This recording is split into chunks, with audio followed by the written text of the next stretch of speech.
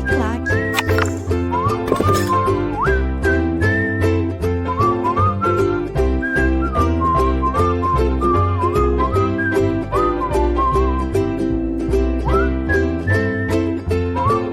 Olá, pessoal!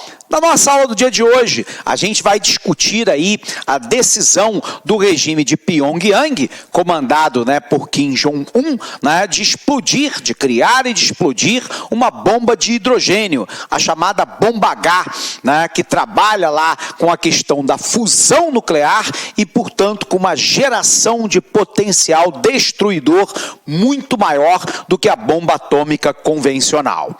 Para a gente tentar entender essa questão, vamos puxar a linha do tempo.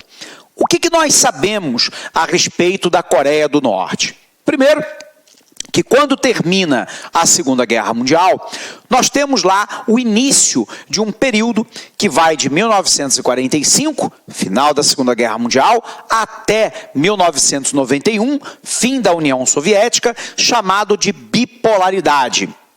É a divisão do mundo em duas grandes esferas de influência. O oeste capitalista, liderado pelos Estados Unidos, e o leste socialista, liderado pela União Soviética. Nesse período, a gente vai ter uma corrida armamentista, uma corrida espacial, uma corrida nuclear, uma busca por área de influência, uma disputa ideológica de capitalismo versus socialismo.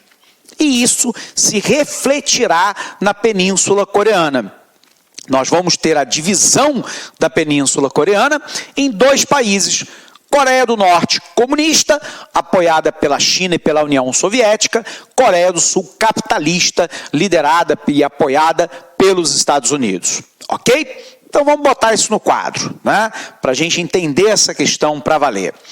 Então, primeiro, para a gente tentar entender a Coreia do Norte, a gente precisa primeiro entender o final da Segunda Guerra Mundial. Então eu tenho lá o final da Segunda Guerra Mundial acontecendo em 1945.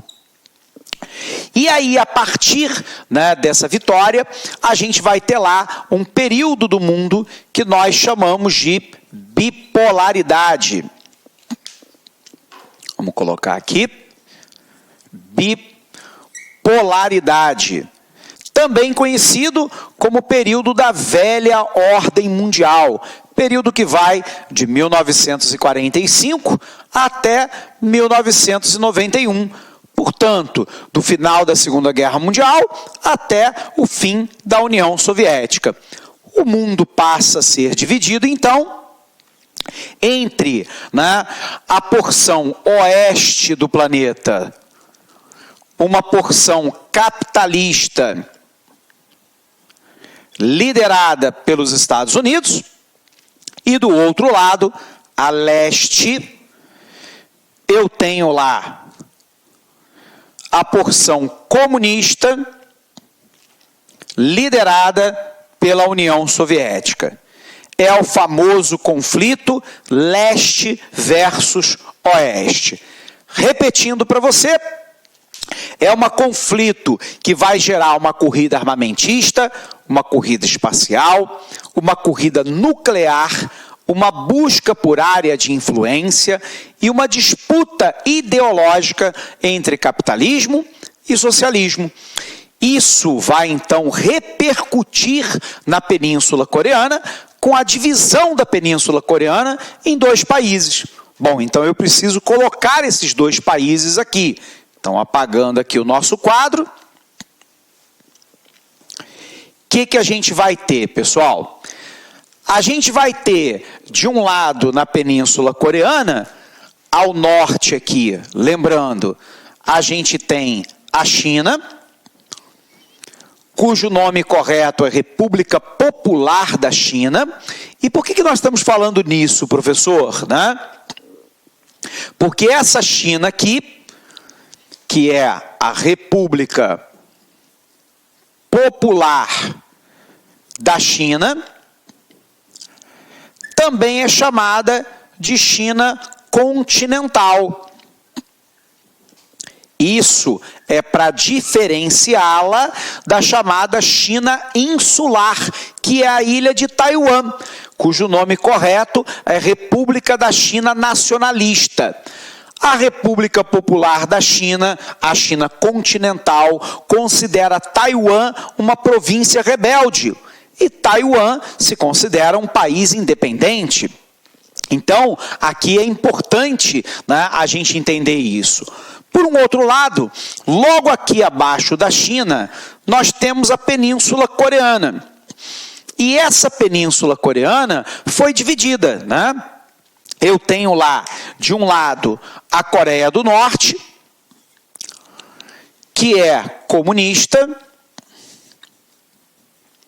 apoiada pela China inicialmente e pela União Soviética. E do outro lado, eu tenho a Coreia do Sul, com o regime capitalista, apoiada desde sempre pelos Estados Unidos. Bom, a divisão da Península Coreana vai ter um grande momento que vai ser em 1950, quando a Coreia do Norte, apoiada pelas tropas chinesas, vão invadir a Coreia do Sul. Os Estados Unidos, então, mandam tropas para poder ajudar os sul-coreanos. A guerra dura de 1950 a 1953. Em 1953, foi assinado um armistício, que, na verdade, significa um cessar-fogo. Portanto, oficialmente, as duas Coreias estão em guerra até hoje. Entre elas, foi criada aqui uma zona desmilitarizada.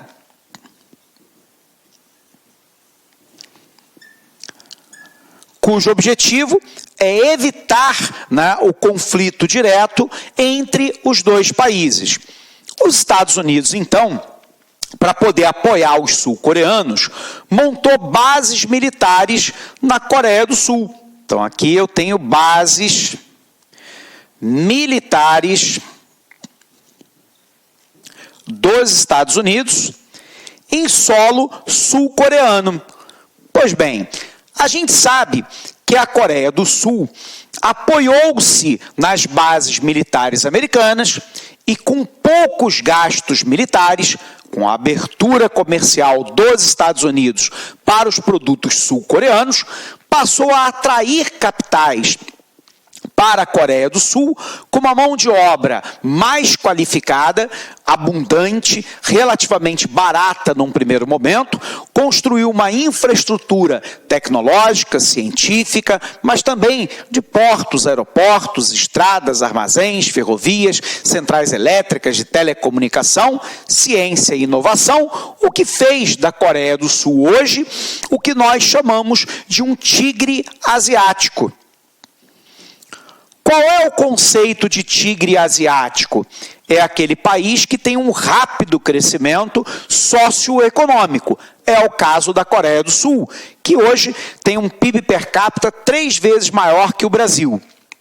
Um nível de escolaridade considerado muito bom. Algumas empresas globais, como a Samsung, como a Kia Motors, mas também como a LG, e que, portanto, se transforma aí num grande player do mercado internacional. Alcançou um nível maior de desenvolvimento. A Coreia do Norte não fez nada disso. A Coreia do Norte vive lá uma ditadura hereditária. Essa ditadura hereditária,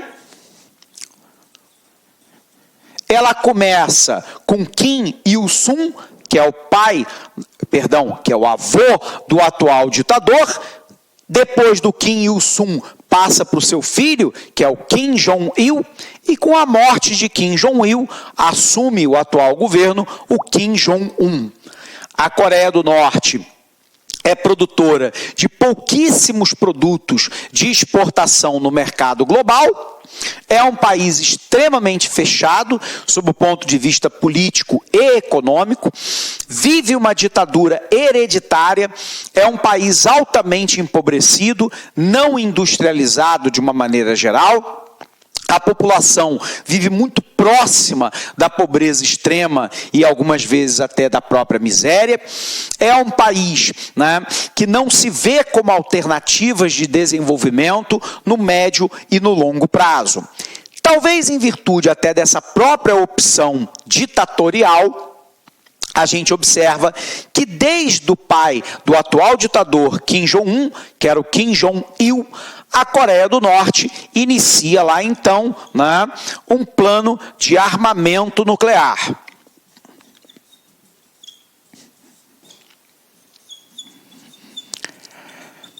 O armamento nuclear, né, ele tem basicamente dois grandes objetivos.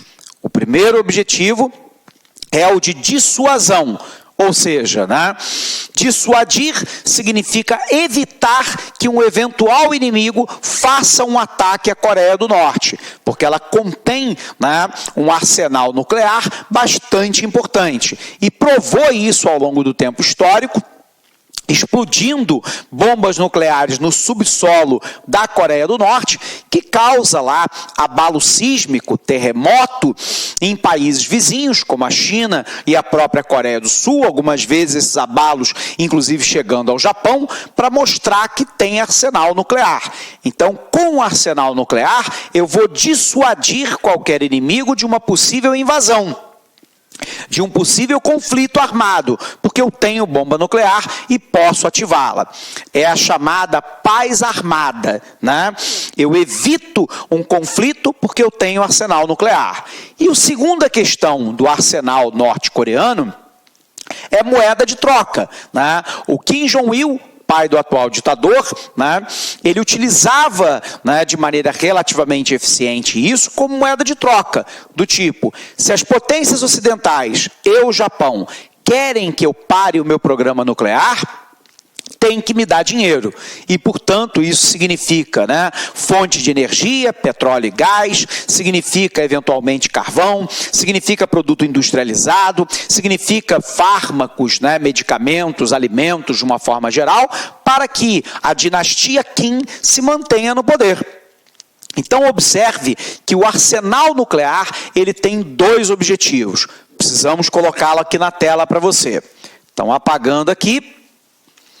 Desde o pai do atual ditador, Kim Jong-un, que a Coreia do Norte desenvolve um programa nuclear, né, sob o ponto de vista bélico, né?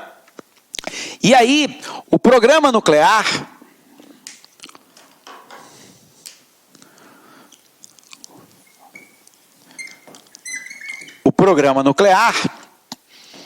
ele tem basicamente dois objetivos, né? Dissuasão e, ao mesmo tempo, moeda de troca. Basicamente, chantageando o Ocidente, o Japão, a própria Coreia do Sul, né, de um possível conflito armado nuclear para obter alimento, medicamento, fonte de energia, dinheiro, para tocar a ditadura dos Kim, que comanda o país desde a década de 1950. Sobre o comando do pai do atual ditador, o Kim Jong-un, isso chegou a funcionar durante um determinado período de tempo. Ele negociou com o chamado Grupo dos Seis. Quem era o Grupo dos Seis, né? Os Estados Unidos, a Rússia, a China, o Japão, Coreia do Sul e Coreia do Norte. Esse grupo de países chegou num acordo, né, sobre o regime do pai do atual ditador, de que os Estados Unidos e o Japão dariam dinheiro à Coreia do Norte e, em troca, o regime norte-coreano paralisaria o seu programa nuclear e o desenvolvimento de mísseis de curto, médio, longo alcance, balístico e intercontinental.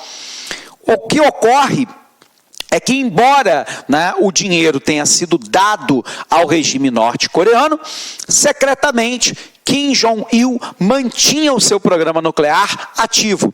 E aí, né, o governo americano vai lá e corta a ajuda junto com o governo do Japão. O resultado é que isso levou a um isolamento ainda maior da Coreia do Norte. E esse isolamento leva lá ao extremismo do regime norte-coreano. Ele, então, abandona qualquer tipo de controle e passa a desenvolver mísseis de médio, longo alcance e balístico, chamado de intercontinental, que teoricamente poderia atingir até a costa oeste dos Estados Unidos, ameaçando o Ocidente, o Japão e a Coreia do Sul de uma guerra nuclear, caso os seus pedidos não sejam atendidos. Como de lá para cá os pedidos não foram atendidos, o acirramento da disputa continuou. Bom, como é que o Ocidente reagiu a esse programa nuclear norte-coreano? Basicamente, através do Conselho de Segurança da ONU, que passou a praticar um conjunto de sanções. Essas sanções, basicamente de cunho político, como uma reprimenda e um isolamento ainda maior do regime norte-coreano, e do outro lado, uma série de sanções econômicas, basicamente bloqueio de venda de bens para o regime norte-coreano e da compra de produtos desse país pelos membros da ONU.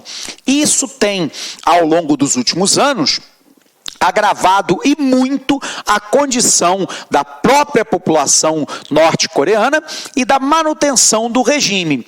O que ocorre é que o ditador Kim Jong-il morre, ele escolhe o filho que não era o mais velho, que era o do meio, que é o atual Kim Jong-un, e Kim Jong-un tem que dar provas de força no âmbito interno e no âmbito externo. E a forma que ele escolheu de fazer isso é fortalecer o programa bélico nuclear e de mísseis intercontinentais balísticos. E, portanto, ele acaba insistindo na mesma trajetória que o seu pai, Kim Jong-il, havia feito com relativo sucesso no passado.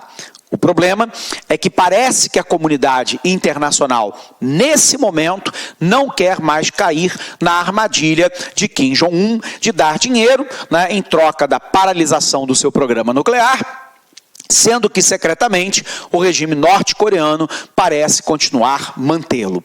Bom, a grande questão, então, que às vezes o aluno se pergunta é, por que a ONU, além das sanções políticas e econômicas, ela não atua com uma intervenção militar? Porque uma intervenção militar poderia ser desastrosa. O regime norte-coreano tem mais ou menos aí 1 milhão de soldados. Além de ter 1 milhão de soldados, tem um arsenal de armas iranianas, soviéticas, chinesas, que podem rapidamente promover uma chuva de mísseis sobre a Coreia do Sul, sobre o Japão, sobre a Europa Ocidental e talvez até sobre a costa oeste americana. O cálculo é que ele poderia, inclusive, lançar mísseis com bombas nucleares. Imagina um míssil com uma ogiva nuclear batendo sobre a capital da Coreia do Sul, Seul, com 10 milhões de habitantes. Literalmente, você teria milhares ou milhões de mortos quase que imediatamente. É óbvio que a Coreia do Norte provavelmente seria pulverizada do mapa. O regime norte-coreano cairia, mas eu teria também milhares ou milhões de mortos dentro da Coreia do Norte. E lembrando que no meio dessa disputa de um regime ditatorial com o Ocidente, eu tenho uma população civil norte-coreana, que em tese não tem nenhuma responsabilidade direta pela decisão dos seus dirigentes. Quem é, então, que pode parar o regime norte-coreano? Há um consenso internacional de que quem pode parar é a China, porque a China é um dos poucos países do mundo que comercializa de maneira relativamente livre com os norte-coreanos. A China, nos últimos anos, tem se manifestado frontalmente contra o programa nuclear norte-coreano por entender que ele traz uma instabilidade nessa parte da Ásia, sobretudo no momento de arrefecimento do crescimento chinês devido à crise econômica mundial.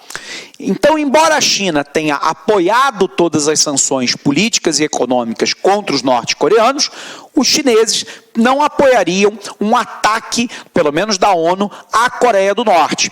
E a pergunta é por quê? Porque o conflito poderia sair de controle, você poderia ter um conflito de ordem nuclear, você poderia ter um agravamento sistêmico da crise econômica mundial na Ásia, provocada pelo conflito lá, além, obviamente, de uma nuvem radioativa atingir a própria China, num eventual conflito bélico nuclear, e talvez uma das coisas mais temidas pelos chineses é a reunificação da Península Coreana com a implosão da Coreia do Norte, permitindo essa reunificação com o regime capitalista liderado pelos sul-coreanos e a presença de bases militares norte-americanas na fronteira imediata com a China. Então, o medo dos chineses é uma reunificação descontrolada da Península Coreana sob comando dos sul-coreanos, com a presença militar americana de bases americanas em solo coreano. Talvez, se pudesse negociar no momento futuro, uma possível reunificação da Península Coreana com a implosão do regime comunista, mas os Estados Unidos se comprometendo a retirar as suas bases militares da Coreia do Sul. E aí você teria uma reunificação da Península Coreana sem a ameaça de ter forças armadas americanas na fronteira imediata com a China. Por um outro lado, óbvio, o regime norte-coreano não tem a menor intenção de deixar o poder, não tem a menor intenção na reunificação da Península Coreana. Pelo contrário, querem a manutenção de um regime comunista ditatorial comandado por Kim Jong-un. Óbvio que o fiel da balança dessa história são os militares norte-coreanos. Enquanto eles estiverem apoiando o regime de Kim Jong-un, óbvio que o regime vai ficar de pé. Se amanhã o regime militar norte-coreano tirar o apoio a Kim Jong-un e ele cair, abriria possivelmente o espaço para uma reunificação ou para uma alternância de poder no regime norte-coreano que não passe pela família Kim. O problema aqui é um problema, na realidade, simbólico. É que durante muito tempo, décadas, desde a década de 50, construiu-se a ideia de que a família Kim são os pais da nação norte-coreana. E, portanto, não ter um membro da família Kim dirigindo o país é um problema de ordem cultural e moral que dificilmente os militares norte-coreanos teriam como suprir essa lacuna. Esse caso é tão emblemático que você se recorda que, recentemente, o ditador norte-coreano Kim Jong-un mandou matar o seu meio-irmão, Kim Jong-nam, que estava em trânsito no aeroporto de Kuala Lumpur, na Malásia, com um agente químico VX, que é um dos mais potentes do mundo. A pergunta é, por que Kim Jong-un manda matar o meio-irmão Kim Jong-nam num aeroporto da Malásia? É simples, porque a própria existência do Kim Jong-nam abriria possibilidade para deposição eventual do Kim Jong-un, colocando um outro membro da família Kim no poder, que era o Kim Jong-nam, seu irmão mais velho, que foi preterido ao comando da Coreia do Norte pelo seu pai, Kim Jong-il. Então, o Kim Jong-un, ele atua de maneira preventiva, matando o irmão na Malásia, porque daí ele diz, olha, não tem alternativa, a minha pessoa no poder dentro da Coreia do Norte. Então, nós temos um problema muito difícil de ser equacionado. As soluções vão em 3 direções. Primeira solução, a ONU vai se reunir e vai aplicar mais sanções políticas e econômicas ao regime norte-coreano. Isso vai trazer um agravamento das condições socioeconômicas na Coreia do Norte, mas não é forte o suficiente, pelo menos inicialmente, para depor Kim Jong-un. O regime norte-coreano não vai paralisar o seu programa bélico nuclear e nem a criação de mísseis. E, portanto, a escalada de tensão entre o Ocidente e a Coreia do Norte tende a subir. Uma segunda hipótese seria de uma intervenção militar sem o uso de armas nucleares. O problema é que isso traria a morte de milhares de pessoas, potencialmente na Coreia do Norte, Coreia do Sul, Japão, eventualmente num ataque até do regime norte-coreano à Europa, né? E calcula-se que os Estados Unidos demoraria aí 2 ou 3 semanas para poder destruir completamente o sistema de defesa antiaéreo norte-coreano, atacar as principais áreas de produção de arma nuclear e de bomba nuclear e tentar controlar minimamente o país. Isso é tempo demais para os sul-coreanos, para os japoneses e para a Europa Ocidental, que poderia ser atacada pelo regime de Kim Jong-un. A terceira hipótese seria um ataque nuclear, e aí nós estamos falando literalmente de milhões de mortos nessa região e, portanto, nós repetiríamos o feito, que foi lá da bomba de Hiroshima e Nagasaki em cima do Japão. Segundo o presidente Trump, nenhuma das alternativas está descartada sobre a mesa. A pressão é maior em cima da China para que a China controle o seu aliado. Mas a China também percebe que já não tem mais um controle total sobre o regime norte-coreano, porque esse regime se encontra profundamente acuado. Ok? Vamos apagar aqui e vamos revisar isso que nós acabamos de falar para você.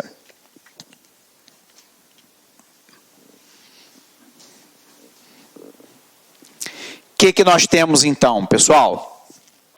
Coreia do Norte anunciou a realização bem-sucedida de um teste nuclear com uma bomba que poderia ser transportada por um míssil de longo alcance. Horas depois de sismógrafos terem detectado um tremor no território do país asiático, suas autoridades emitiram um comunicado informando que o 6º teste nuclear de sua história fora um perfeito sucesso. Segundo Pyongyang, capital da Coreia do Norte, a arma testada foi uma bomba termonuclear, cujo potencial destrutivo é muito maior do que bombas atômicas. O último teste realizado pela Coreia do Norte, em setembro de 2016, mais uma vez num desafio às resoluções da ONU. Nos últimos meses, o país disse ter desenvolvido mísseis capazes de atingir o território dos Estados Unidos e, recentemente, disparou um foguete que voou sobre o Japão. Bombas de hidrogênio usam um processo de fusão nuclear em que átomos são aglutinados para liberar incrível quantidade de energia, maior do que as bombas atômicas baseadas no processo de fissão nuclear, que é de quebra do átomo, em que os núcleos dos átomos são partidos. A China, o maior aliado da Coreia do Norte, condenou o teste. Mas a pergunta é, como é que se responde a essa afronta à ONU? Apesar de todas as sanções e ameaças do governo americano, a Coreia do Norte não vai parar o seu programa nuclear. Mais preocupante ainda é que o programa parece estar progredindo mais rápido do que muitos esperavam. Mais sanções poderiam aumentar a pressão sobre o regime, mas ao mesmo tempo desestabilizar o país, algo que a China não apenas é o maior aliado de Pyongyang, mas o seu vizinho e se opõe. Coreia do Norte testa a bomba H. O país anunciou seu primeiro teste com a bomba de hidrogênio. Aqui nós temos as instalações nucleares, de reator até possível área de enriquecimento e a área de teste de bomba nuclear. Observe que um dos últimos testes foi realizado a nordeste do país, mas a gente já teve teste mais próximo da área de fronteira com a Coreia do Sul. E aí, nós temos as grandes cidades que são alvo potencial das ameaças bélicas da Coreia do Norte. De Pyongyang a Seul são apenas 195 quilômetros, plenamente atingível por um míssil de pequeno alcance. Pequim está a 808 e Tóquio a 1284. Portanto, o regime de Kim Jong-un traz uma forte instabilidade para essa porção da Ásia. Ok? Pessoal, abraço grande. A gente se encontra na próxima aula. Até lá!